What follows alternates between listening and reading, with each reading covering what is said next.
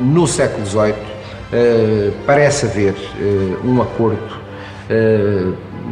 entre a arte, a função da arte e a componente religiosa, que nunca pode ser desprezada, visto que estamos numa igreja, e portanto as duas coisas parecem finalmente convergir, não é? Para nos dar então esta caixa que exteriormente não tem grande significado, não é?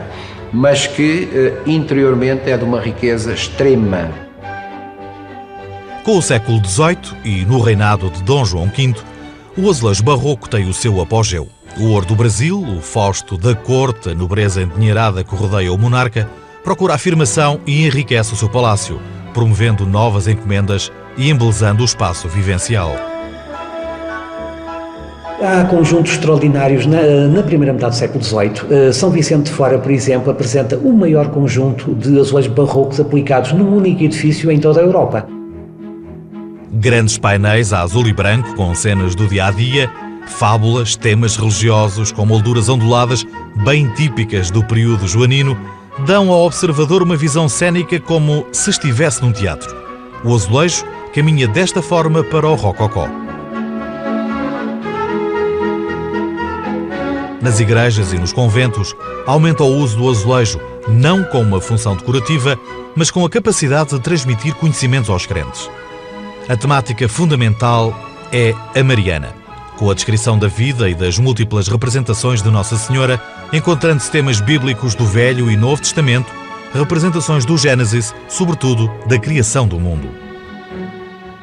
No início do século XVIII, portanto, finais do século XVII, início do século XVIII, aparece-nos uma figura muito importante, que é a figura de António de Oliveira Bernardes.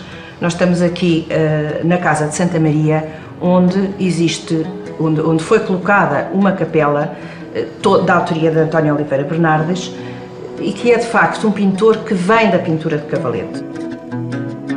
O Oliveira Bernardes é um pintor que domina amplamente todas as técnicas de pintura, as técnicas de perspectiva, as técnicas de construção da figura humana, portanto, é um homem que sabe desenhar, podíamos dizer isso em termos de hoje, mas também que tem qualidades de pintura muito interessantes. E se nós verificarmos e se nos aproximarmos de uma destas imagens, destas figuras, nós verificamos que o Oliveira Bernardes utiliza vários tipos de técnica, usa o pincel grosso, pincel que dá as feições das figuras sem ter necessidade de recorrer ao contorno, portanto usando a mancha como elemento expressivo, e vê-se isso em toda a pintura dele, ou o traço, e portanto conseguindo nessa pintura efeitos de pintura a óleo, efeitos fantásticos de claro-escuro, de profundidade, nós conseguimos de volumes, os panejamentos e os tecidos são dados com grande vigor, todo o ambiente que ele cria à volta das figuras, as paisagens, têm, de facto, estão relacionados com toda a pintura europeia de então, apesar de serem só azul e branco.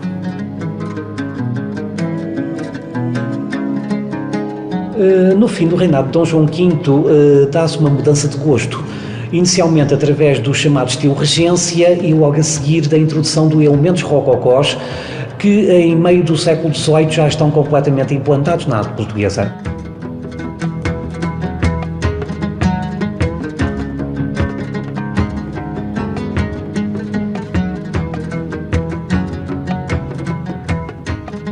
As figuras de convite representam uma outra faceta da azulejaria do século XVIII muito importante, que é, e que não falámos ainda muito, que é a decoração dos palácios e das casas. O que é que acontece? São criadas em azulejo recortado figuras em tamanho natural, normalmente vestidas em grande pompa, com trajes importantes, e até se pensou que quando se viam aquelas figuras que era o marquês ou o dono da casa, mas não, são os criados. Os criados no século XVIII estavam vestidos em grandes pompas, portanto não havia, um criado não andava miserável, senão não era para aparecer, não é verdade? O fausto emprega nas figuras correspondem à criatividade dos artistas e dos artífices que sabem ler a época e se integram nas correntes arquitetónicas de então. São as cenas bucólicas, mitológicas, de caça e guerreiras que predominam. Os concheados e as volutas que se misturam com as cercaduras recortadas. O pintor respeita a realidade e vai mais longe quando começa a pintar as primeiras paisagens de cidades.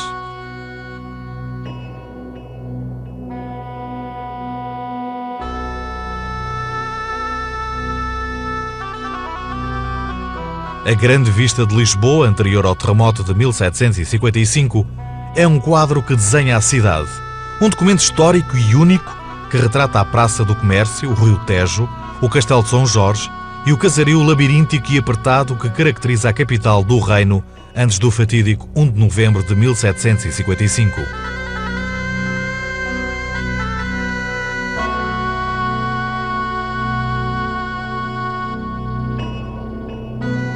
A reconstrução do país obedece a novas regras.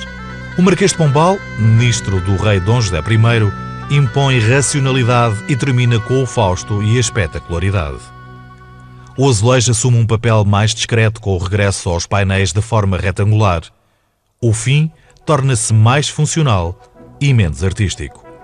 Nesta altura também se desenvolve uma produção em série chamada Padronagem Pombalina, de espírito muito mais racional, depurado, que no fundo está ao serviço da reconstrução pombalina de Lisboa e da arquitetura muito mais racional dessa época, que é uma arquitetura feita em série, antissísmica e não luxuosa, onde o azulejo passa a ter um papel, digamos, mais utilitário do que no passado e por isso também muito inovador. Nas fachadas das habitações e sobretudo em Lisboa, alguns registros de santos são colocados sobre a porta da entrada ou por cima das janelas, porque o medo de que viesse a acontecer outro terremoto ainda existia nas mentes dos infelizes lisboetas, que tudo fazem em nome da devoção e do fervor religioso.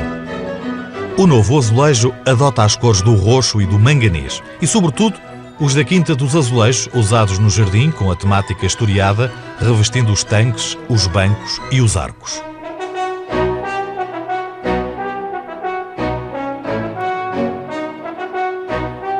A primeira fábrica importante que aparece é a do Rato, em 1767. É uma criação do Marquês de Pombal, mas para produzir louça fina, porque azulejos não fazia falta uma nova fábrica, porque havia uma produção intensíssima nas oficinas tradicionais.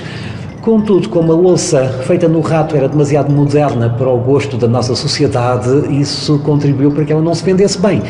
E foi a produção de azulejo que, começada nos anos 70, que pouco e pouco foi salvando a fábrica, que até a implantação do liberalismo teve uma produção de azulejaria neoclássica notável. O azulejo neoclássico de finais do século XVIII, já no reinado de Dona Maria I, é dominado pelo uso de linhas retas e pela falta de imaginação dos artistas portugueses, que tendem a esgotar os motivos e os temas. Marcado por uma influência vinda do Brasil e pelo advento das invasões francesas, o azulejo vira-se para o exterior e para revestir as fachadas. Com a fuga da família real para o Rio de Janeiro, a produção de azulejo em Portugal, entre 1808 e 1840, sofre uma paragem quase total. No século XIX é um período em que prolonga um pouco as ideias do século XVIII, no início. E depois, em pleno século XIX, nós encontramos sobretudo o revivalismo, que é a grande característica do século XIX. Com a Revolução Liberal, o azulejo ganha uma nova dimensão. Passa para a rua, torna-se um azulejo, digamos, democrático, usado nas fachadas dos prédios.